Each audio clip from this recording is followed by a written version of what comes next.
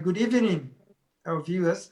Today we have uh, Rabie Abdel, a commentator on international politics. Today I am your presenter, and he is our guest here. He's going to be sharing with us his thoughts on the episode we started last week, which was the emergence of multipolarism.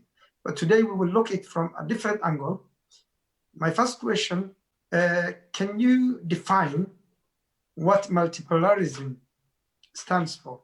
Of course, yeah. So multipolarism means a system or state where something is polarized in several ways or directions. So it's either military-wise, economic, ideology-wise, such as capitalism or communism, economic powers, a center of powers, like London, Paris, Frankfurt, New York, Japan, Tokyo, and Beijing, Shanghai, etc. So these are kind of like centers of powers around the world. They're economic centers more like anything else.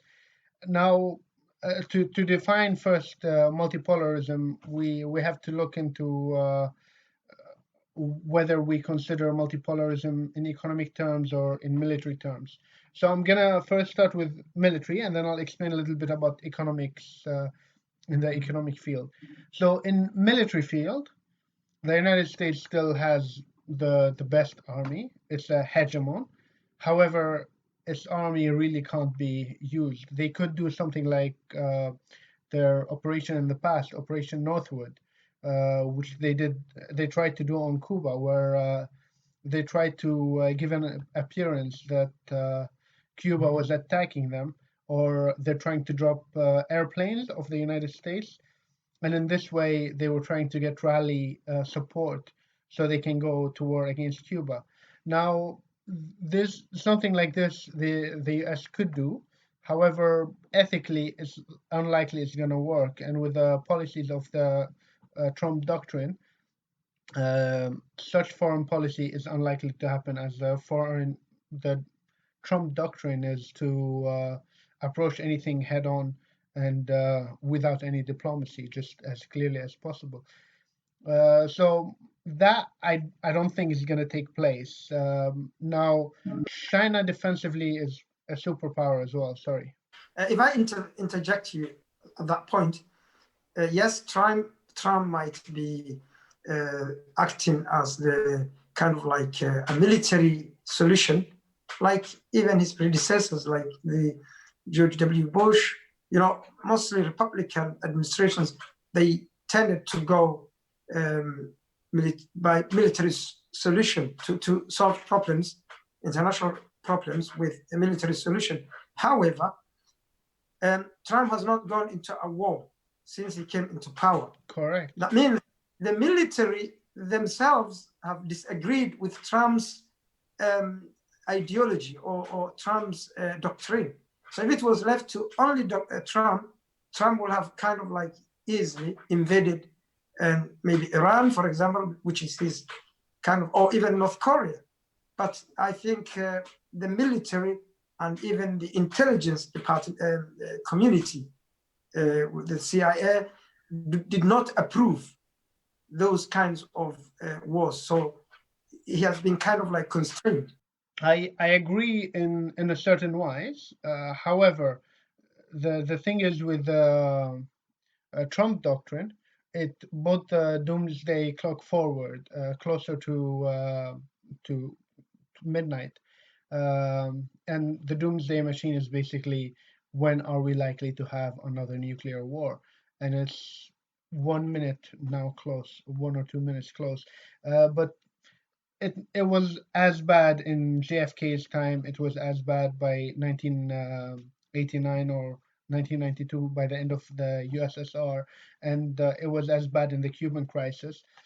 Now it has become really bad when there was a lot of talks about him going to war with North Korea, and then he few times kind of played with the idea of having a conflict with China. Even though trade wars or otherwise, he still really threatened it clearly. And that kind of hold diplomatic consequences on his behalf. So this is really going to affect him in his future campaigns and his diplomatic moves. His diplomacy as well in the Middle East has been to try to rule with an iron hand. So when they talked about the Palestinians, they said, well, if the Palestinians don't agree, then uh, there's no place for them. And the rules, the terms that Israel put were really not flattering for Palestine, so they cannot agree. But it's kind of that is the ruling style of Trump, and he tried to use it. He tries to use kind of hard, soft tactic where he goes really hard on North Korea and then he tries to negotiate peace a little bit by bit. Well, that is the whole thing. It is like to bring like a state that is out of line with the American expectations. What they normally tend to use, not only him but his predecessors, was first of all threat. They used to use verbal threats, sanctions, then threats. Then, if that threat didn't work, a threat backed up with military action. It happened in Iraq. It happened in mainly in Iraq to bring Saddam Hussein to the put him on back to the line, which he defied, and we know how it all ended up. This kind of shows the hegemon power of the United States. So it's not really a multipolar world in the military sense. As for China, can only kind of defend its close territories, and Russia can only defend as far as Belarus and Ukraine. That's kind of their level of territory. The U.S. can still play around as far as they want. They can place. They do have placed nuclear missiles in Turkey. They have placed weapons all around the world, and nuclear weapons and others. They have 1,000 bases around the world. So they're still kind of hegemon in a way, a kind of unipolar in the military way. However, not anymore at all in economic style. I think that point is correct as you have put it. However, we know that America is now beginning to decline. For example, because of its involvement or its military being overstretched with its wars, particularly the war on terrorism. And it is actually now not, still its presence is felt, it's there, but strategically it is actually kind of like retreating. It's like it's like power. Still, it has those hegemonic and characteristics. Still, it is the world military. It's still world economy and all of that. But this is, I think, for the short term. But it could be facing a serious challenge from China, because China is actually growing. Militarily, it's growing. Technologically, it's growing. Economically, it's rising, while America is dipping down due to a lot of internal issues, like the issue of racism, as you know what's happening currently. And the issue of racism is not doing America any good. And also, it is the major concern is what is happening at the moment with the Black Lives Matter, with this division within America in terms of race and in terms of even ideology. Even the Republicans themselves are quite divided because of Trump's headline position, which they don't recommend. Yeah, it's kind of a separated. It's really confused now. The U.S. as a power is really confused which way to head, as they're losing their superiority in economic trade. The breaking of the NAFTA agreement really affected Mexico, the U.S., and Canada, and of course, with the rise of China, with the You have to remember, China has a huge amount of resources, of human resource and other resources as well. So Russia has a lot of resources. The European Union has a lot of human resources. Brazil as well has 200 million people, and you have South Africa. So you have the BRICS in a way, including India, which are completely superpowers because of their position as uh, rich in resources, nations that are rich in resources, especially humans. And then you have the China and its really fast rise, and then you have Russia, who's kind of becoming no longer a second power, except for the nuclear weapons wise, but economically, it's no longer a challenge as its main trades is petrol and gas and other materials similar, and vodka, of course. But when it comes to China, they try to blend in with capitalist ideology. However, they're and as much as they're defensive, it's hard to see them try to shape a conflict. uh, and you made an excellent point. You said about the United States is being affected now because of their ideology and racism and their problem. But you have to not forget that Russia faces exactly the same problem. China faces the same problem with the Uyghurs. There is concentration camps right now that are being built for the Uyghur people. And yeah, Let me kind of like again interrupt you here. I quite agree with you because the trends is this is a global trend. We have seen the rise of right-wing parties to power in the EU European elections, 2014, and then again 20 was it 2020? When was it? Yeah, 2014, and then again 2019. Yeah, we have seen the rise of Eurosceptics and also very right-wing parties doing well in the fascist European parties, yeah. election. So this is a concern. It's not only something which is Eurocentric. It's also felt in the United States of America, and you find nationalism as the major factor that's driving this ideology. And this is like in 1930s when Hitler rose to power, because that was again when we had multipolarism, multipolar world, multipolar international order. But then, this kind of nationalism leads to a very, very kind of like it leads to a stiff competition between powers. So this nationalism and the rhetoric of nationalism, like in the UK, we had this making Britain fast again, or making Britain great again. In the American side, we have seen making America fast, or making, even that America tells great you that again, yeah.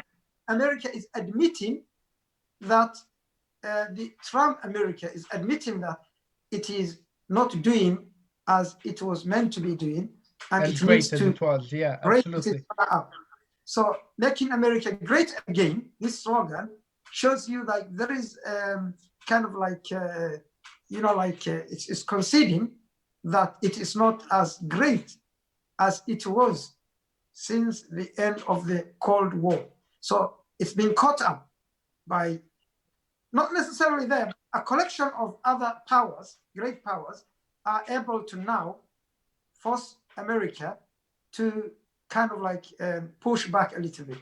The point you said that Russia is still a regional hegemony is correct. I mean, China is a regional hegemony. That's correct. But it's only a matter of time before it becomes a global hegemon, and it becomes a bipolar. So the all the indicators that we are seeing at the moment, whether it is military, economy, culture, and all of those that will make a country great, they are actually favoring China to be a contender. And it might not be long until we see in the coming decade or maybe 2 decades that a bipolar world is back, because there will be alliance building, one led by America and another one led by China. So America is at the moment growing. I mean, it's at the moment its growth is going negative while China's growth is positive. So there will be a point when they are going to be like balancing each other, like when we had Soviet Union and when we had the US-led. I think we already have met this point. So the record expected China to outgrow the United States in 2020 and 2022. It will surpass it. However, due to coronavirus, really the data is not yet clear, as if the whether China has surpassed the United States. Now, I'll actually reach first to the rise of China and the decline of the United States point first, and I want to cover a couple more points. China's main problem with the WTO, with the World Trade Organization, it really infringes patent laws and intellectual property laws. So when Apple made their products, they made a fake copy. When there was certain European products like solar panels that took really specialist patents, really hard work for people, Chinese companies copied it without taking the right or working with the actual patent, and without them having the license of the patent to use the product.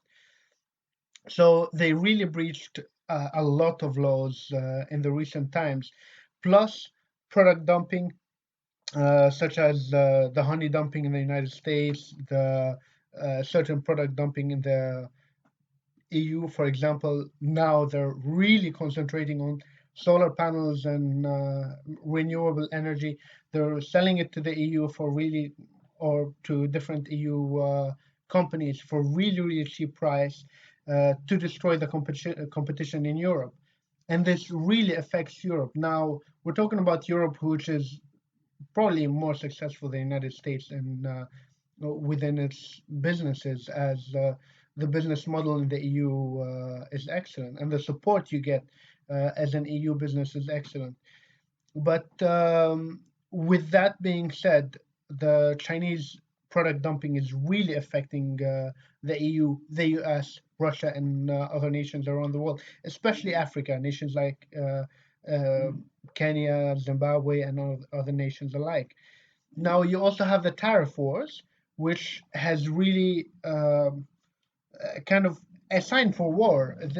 Whenever a war happened, it's happened because of tariff, because they cannot benefit, because of jealousy of the neighboring nations making more money. And the only time where there was a reduction of wars is when the EU took place, and the EU's main shape was to make sure that the France works with Germany, and they can sell each other coal and steel. In this way, they cannot go into war with each other, and it perfectly worked. And that's why I really believe that there need to be more concentration on trade and anti-intellectual property theft laws. Well, that kind of like piracy. The only way to tackle is through like legislations, is through like an international court, because it's an international politics. So it has to be done by. It has to be dealt through an international court system. If there's dispute between two countries regarding intellectual property theft, or even other resources theft, or any other thing, the way to go about it is through the international court. That is not happening at the moment.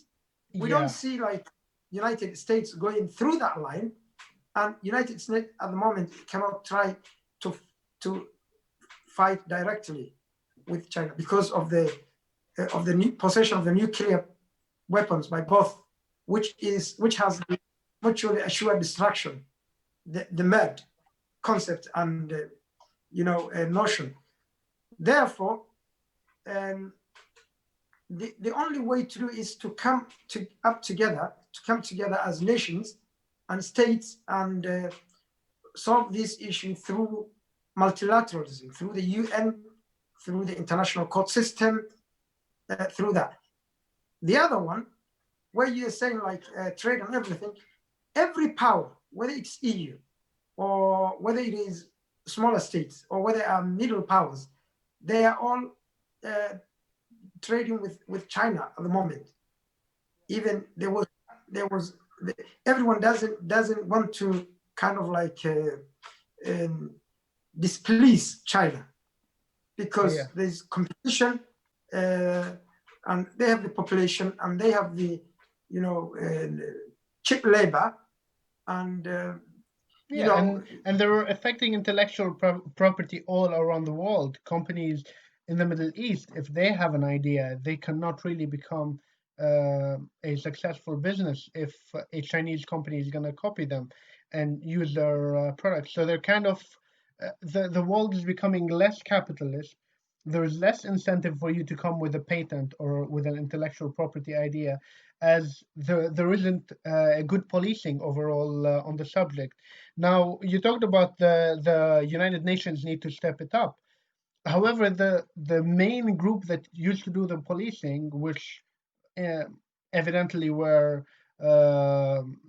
more than 50% of the research comes out from the whole world, which is the United States and the United Kingdom, where the intellectual property as well comes into action, we're really losing the presence of intellectual property owners who are interested to put their ideas alive. Usually they're too scared to put their idea alive, as Chinese companies will copy paste it and make their own kind of a fraudulent copy and product dump around the world of similar products. Now, also the reason why the world has become more multipolar is because the United States has pulled its security system from throughout the whole world. So, for example, in certain areas near the Gulf, there was always American ships to make sure that their goods are not stolen and there's no piracy. They always place security in certain areas around the world, in Poland, in different areas. But now, has the United States has said that they want to pull out, they want their troops back, and although this is excellent, as a state's supposed to grow. So if we look at as the world is a state and the United States was a hegemon leader, uh, if there was such a system that existed, the United States was really benefiting from securing the world for their own trade. But once they start pulling out from certain areas, there is less need for people to follow their laws and their policies. And I think that's one of the weaknesses why, and that's why as well areas, countries like Turkey are becoming more aggressive in their external foreign policy towards Syria, towards Lebanon, towards Egypt, and Egypt's becoming more aggressive in their foreign policy towards Libya and other nations, and Lebanon is just becoming more and more messed up in general. But that's because of the absence of the main leader, and because of the absence of the main leader, Russia is stepping in Syria, China is stepping in certain other areas, becoming an ally of Pakistan, and with the rise of more nuclear nations, this is really becoming an issue. When American military withdraws from certain regions of the world, then obviously there will be a competitor that's going to try to fill that vacuum and try to go for controlling of that part of the world. We're technically seeing that happen. That's happening at the moment. Absolutely. On top of that, like the EU, let's come back to the EU. The EU is a power. It is a power that could actually fill in the void that was left after the Soviet Union disappeared. However, they did not make good use of that opportunity. They lost. The EU as a bloc has lost to be a power, because they actually were economic giants, they actually were political and diplomatic giant, but they fell short of being a military giant. So they did not work hard on building their military capabilities, and they were actually under the US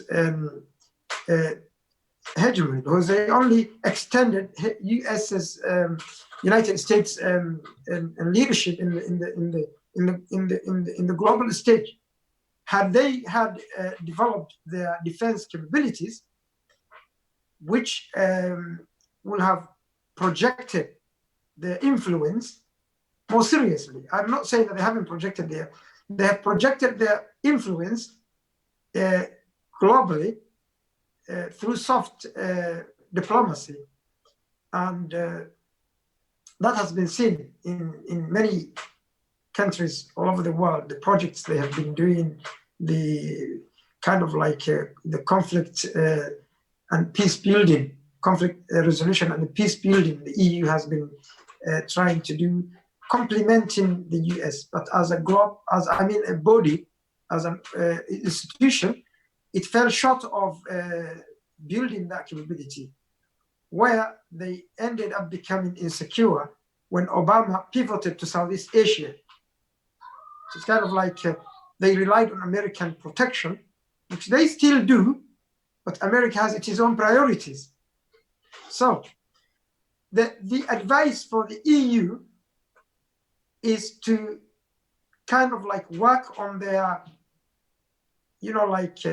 common defense policies and strategies, if they are to be taken seriously in the international arena.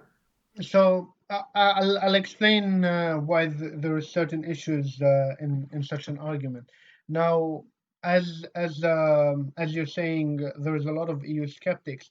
That's probably because there is more the extreme right or the fascist right is becoming more extreme because there is as well extreme left. So there is on both sides a lot of players who are trying to kind of win political grounds, and for this reason, the world is becoming more extreme, either left or right. Especially in the EU, it's becoming more either completely right or completely left, or just fascist in general. Now, you said about the soft power of the EU. I agree to a certain extent. For example, they have the everything but arms deal, which is a trade deal which benefits rich nations such as Kenya, but they don't benefit a poor nation such as Somalia. However, the United States trade deal for poor nations offers trade for Somalia and other nations, and kind of includes everybody, allows everybody to benefit, although at a at a kind of less ethical value. The EU really tries to work on their ethical values so they can stay clean. However, you said that they needed to build a military. The problem so far is the UK did not allow the European Union to build their own military because of fear that the UK would be at risk from an EU superpower, and that's why they were kind of playing on France and Germany before World War One and World War Two to to be at war with each other so they can be a safe superpower on the side. Now, there is NATO in Europe, which really stabilizes it, although Trump has made it clear that as most of the European Union nations uh, or most of the European members who are in NATO do not fulfill their minimum requirement of soldiers, there is no really need for Trump to protect them. And really, Trump kind of does it as a favor for the EU, and it was a favor that was given to the EU to protect them from Russia. But as Russia's decline as a superpower, it's unlikely that there would be any risk. And there's two nuclear powers in the EU, so it's unlikely that Russia will really kind of cause a conflict in a way. But yeah, as much as I agree, the EU has been ethical with whatever they have done. And also, you said they have to build an army. This is the thing. So the EU is really limited to domestic rules, such as transport and I forgot the things that they deal with, transport, agriculture, and a few other points. So their world of operation is very limited. Their world of policies is very limited. It's limited to policies regarding GDPR, for example. It's limited to policies regarding transport and how you can travel from one nation to another, the Schengen rule, etc. But they cannot operate on making one whole army because it makes it much more complicated. It may cause jealousy, and the European Union will really struggle with a huge army because if they have a huge army, then what should be the united language? And if there is a united language, there is so many other countries and so many other soldiers that they would have to learn the other languages. It's not about the cost. The other nations will not allow. So, for example, Poland wouldn't allow their language to be a secondary language to the Germanic or French or British language. So this may really cause a conflict. I think the language and the culture is diverse, yes, and I don't think it is going to. It is diverse. The language is diverse. The culture is diverse. However, I don't see that diversity is the major obstacle for them to move to a common defense policy. The major problem that is kind of like limiting the EU from becoming a defense, having a unified defense policy or a common defense agenda is this internal politics, which is now inclined towards the nationalism. The nationalism, that's actually the biggest setback to the EU, because every country would like to have their own kind of like agendas. More they find if they were to have like that supranational kind of like an organization which oversees the defense, it will be like kind of like it will make their a member state to kind of like have its sovereignty compromised. So that is one thing. There's no common defense policies. If you look at individual countries, you will find like each country has its own focus for its own defense. And to align all those strategies, yeah, for the 27, because UK left the EU, for the 27 remaining member states, it's going to be very hard to align one common defense to these all different. Of course. And where would you put the troops? What nation should constitute more men? Is it the rich nation or the nations who have more men? And if any soldiers die from one nation, it may cause a problem, as other soldiers from your neighboring nations did not die. So it's really a complicated issue. Although the EU is really now planning on trying to build an army as soon as the Brexit takes place, they can do it. They can do it if Britain is not in the picture and Britain's not really vetoing their decision to make an army. So it could be a possibility, although currently it's unclear. However, I'm just going to conclude my defining of multipolarism, or whether the world we live in is multipolar. Economically, yes. Military-wise, with China have their own region of power. Egypt's trying to build their own region of power. Turkey is trying to build their own region of power. Iran and Saudi as well, the same thing. Russia and the EU are building their own regions of power, and then you have other nations who are attempting to make their own regions of power, and there are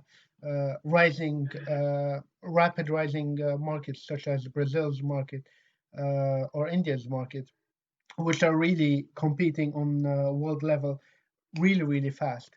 So in economics, I think there is a challenge in the United States being a superpower, military-wise.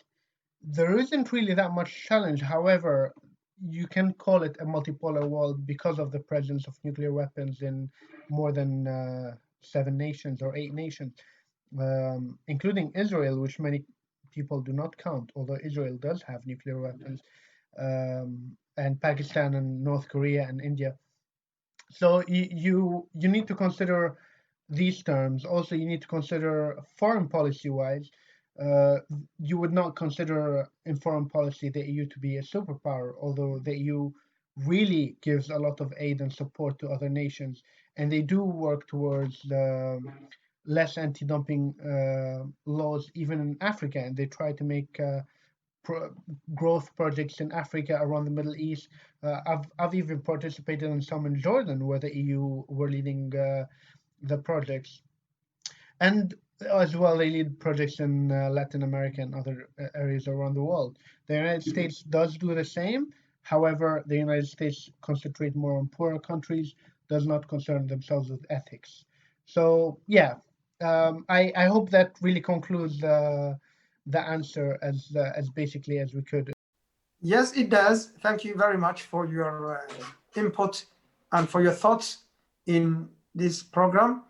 And as you have summarized, and also from our previous episode, the world is heading towards a resounding yes for multipolarism, with the rise of some nations and the decline of also the only superpower, the decline. So this is not likely to happen overnight, but we will be seeing transition towards, in the coming years, we will be seeing transition towards toward multipolarism, which might end up in my projection, the way I'm projecting things, might end up in like in 2 decades from now, a bipolar, where you will have one part of the world being led by the United States of America, and the other part of the world is led by China. But we cannot for certain say that it's going to happen like that. But obviously, there is room for the rising of a collections of states to challenge the unipolarity that have lasted from 1990 to beginning to around 2014. And after that, we're seeing race for many challenges. I just wanted to add an extra point or ask you an extra point. So the current world, do you think it's multipolar, and do you think it's more stable for us to be in a multipolar world or a bipolar world? I remember you saying it's more better if it's bipolar. We have covered this question in our previous episode. I do agree, yeah. Imagine of multipolarism. We are transitioning. We're not. There are the features of multipolarism existing at the moment. It's the early days. We are transitioning to, in the short term, a multipolar world, but in the long term, it looks like there will be 2 blocks, an Eastern bloc and a Western bloc. This is a reality, and I think this brings a conclusion, a very nice conclusion to our program time. About stability, obviously, the multipolarity world order is the most unstable. Bipolarity is the most stable because balance, the power of balance is there. And once we have balance of power, there will be an order. So like in the time of the American unipolarity, we have seen a lot of good and bad, but because it was not challenged. So the whole world and the whole international system was actually shaped and modeled by America, with no one else to either say no or to challenge. So it did it did model the world politics or the international system in the way that they found suit them well. But that has now been challenged, and it is like seriously being challenged by what we have called as the emerging powers. UK, the EU, UK, Russia, China, BRICS, all of these are kind of like a real challenge for America to kind of like see I if they can. agree. I think, and with the ideology of China becoming more capitalist than communist, which was the unexpected turn that they went into. I assume that they will be working a lot with the United States, and the Thucydides trap will not be triggered. But I really see that there should be more research into making sure that there is more trade between them, there is less tariffs, and there is more communication between both of them, and diplomacy. And this will really help making it more. If it's multipolar, it will stabilize the multipolar. If it's bipolar, it will stabilize it. But I believe that it's unclear. I've not really studied any multipolar systems yet to analyze whether a multipolar system is more stable than a bipolar. Well, we have seen in practice, like when the First World War took place, it was in a multipolar international system. When the Second World War again took place, it was again in a multipolar world system, where we had a lot of powers in the EU, in Europe, mainly concentrated in Europe. We had Britain, France, Germany, we had Italy, we had these powers, Spain, which had Hungary. also in Americas, what I mean, both North and South. So this is actually in the beginning from the 17th century. 17th century, I mean, 18th century till late 19th, early 19th century, we saw the world was a multipolar world, and we saw that big wars took place. So in a period of a multipolar system, it is likely for a power transition to take place. A power transition, a war which actually takes place, which actually produces the ultimate superpower, or which leads to a negotiated one, like after the Second World War, US enjoyed 5 years of unipolar, but then it was caught up by Russia after it has tested its nuclear and capabilities. Bomb. So that actually then forced a bipolar, because the Eastern Bloc, sorry, the Soviet Bloc, the Warsaw Bloc, and then the NATO. So while all the other nations of the world has aligned themselves with either, with one of the two. And then we had the prolonged period of global stability. They were obviously in a bipolar. You will see cold wars. You will see like proxies. You will see like wars that are taking place because they are being pushed by proxy because of a power against another power. So weaker nations will be like the battleground. Yeah. So they will not go for a lasting. Yeah. Although a nuclear war is highly likely in a bipolar. Well, the doomsday clock is already closer to midnight than it's ever been, especially with the rise of extreme minds such as Modi of India, Putin, Trump, and other presidents, which I incidentally forgot nearly all of their names. But with the rise of such an ideology, and with the rise of such really strong, and I wouldn't go as far as say stubborn, but really strong-minded leaders, it's because of their ideologies, there could be a risk for world war. So they may have to be more humble than ever before. I think the kind of like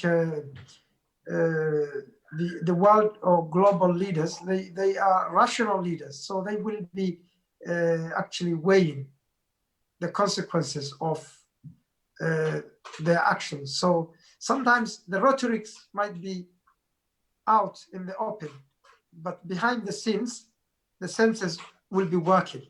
Mm.